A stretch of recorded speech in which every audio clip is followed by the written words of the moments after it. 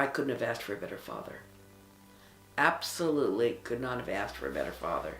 He had quite a life, came from the tough side of the tracks, worked very hard, joined the military. He had to spend 4 years in a prisoner of war camp. He always took a gamble in life. He says, you know, even if I lose everything I've got, I'm still better off than I was when I spent those 4 years as a prisoner of war. I can never ever go back that low. Basil was born in the heart of the Bluegrass region, Lexington, Kentucky, on May 6, 1911. He loved horses, and I think he found that love there because it's so rich in the culture, you know, with racing and big farms. Basil had a tough childhood. He grew up poor to a single mother. His father left them at an early age for another woman and moved to Cincinnati, Ohio. He had to work a lot when he was real young because he had to bring home and provide for the family, his mother and himself. Basil had to grow up fast and had to become the man of the house. He worked as a paper boy and various other jobs to help support his mother. While in high school and college, he worked at the First National Bank and Trust. And he worked there, so he got a lot of his business degree and some of his bookkeeping and banking knowledge from those early experiences that he had growing up. Basil was very intelligent, even from a young age. He enjoyed reading and always held education with the utmost importance. After high school, he attended the University of Kentucky, where he studied business and accounting. And because he didn't come from a family with a lot of money, I think it was one of his ways of going to college and getting the knowledge that he desired, and that was to join the ROTC. After college, the Air Force stationed him in Watsonville, California. It was here that Basil met the love of his life, Margaret Ivers. My mom was working at a bank, and he went in there, and I guess he thought she was cute, and he had worked at a bank, and they just started, I guess, talking, and he was very persistent. He wanted her to go out with him, but she kept saying, well, I'm engaged, and that didn't stop him. He just kept, so I guess she just threw the engagement back to the guy, and that was the end of that, and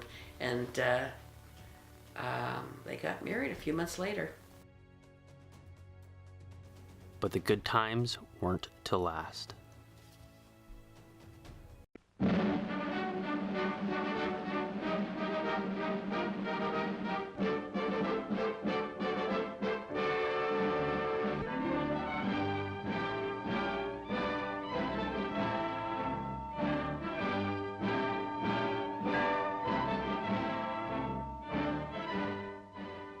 America prepares.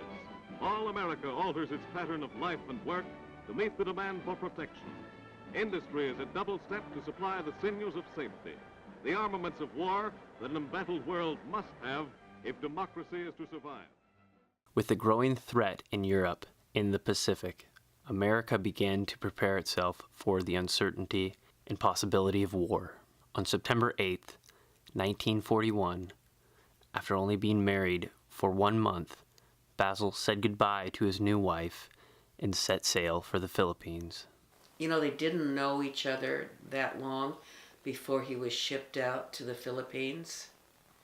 And my mom was supposed to be going to follow him, you know, after a few months. 3 months after arriving at Clark Air Force Field, Basil got appendicitis and had to get surgery. 1 week later, while still recovering, the unthinkable happens.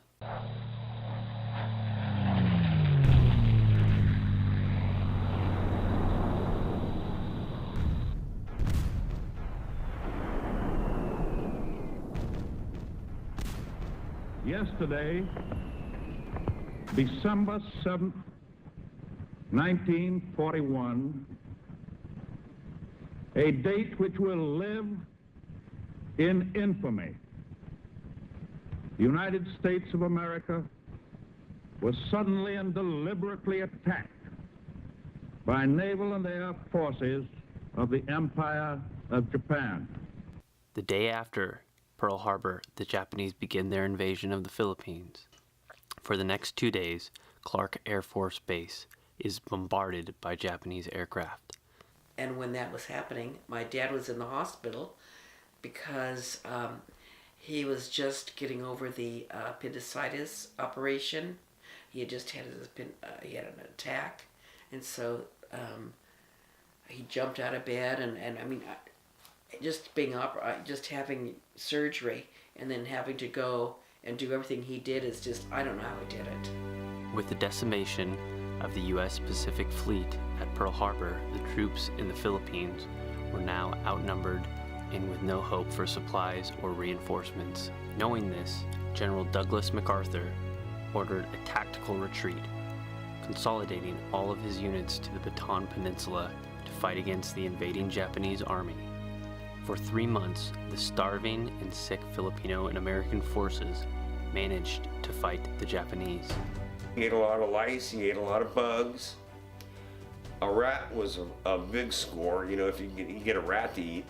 They didn't have any ammunition, they were out of food, and the Japanese surrounded them and took them into custody. On April 9th, 1942, U.S. forces were forced to surrender. Already sick and tired, the Japanese forces forced the prisoners of war to march 65 miles across the peninsula to Camp O'Donnell. 2 out of 7 soldiers would die during that march. The death march itself was pretty tough. He didn't like talking about it, but he saw a lot of misery and a lot of death. It was pretty brutal. Throughout the march, Japanese soldiers routinely taunted, beat, and murdered prisoners. Little to no food or water was given to the POWs, and strugglers were shot or beheaded. For 7 months, the POWs were forced to work until November 7th, when the U.S. soldiers were shipped to Japan. Part of it where they had to be shipped over in these big container ships, these freighter ships. Because he was a captain, he got to be one of the guys that was up on the deck a little bit more often than the guys that were cramped in down in the holes of the ship where it was terrible. And he had to bring the buckets up of the human waste and throw them over the sides of the ship. For 3 more years, Basil had to endure mistreatment and starvation. They were pretty brutal. They walked around, the guards used to walk around with canes. And when you did get your bowl of rice, if you didn't sit and cross your legs, the guards would come around and hit you in the shins with these big bamboo canes. So I do remember hearing a story from my mother that when he did get back after the 4 years, and every time he sat on the couch, he'd sit with his legs crossed on the couch. And my mother would say, Gil, because that's what they used to call him, is Gil for Gilbert. He says, why do you always sit Indian style and cross your legs on the couch? And he put his legs down, he thought about it, he says, I was programmed to sit that way for 4 years. If I didn't sit that way, I'd get whacked in the shins. Then, on September 2nd, 1945, the Japanese Imperial Army surrendered, and Basil was allowed to return home.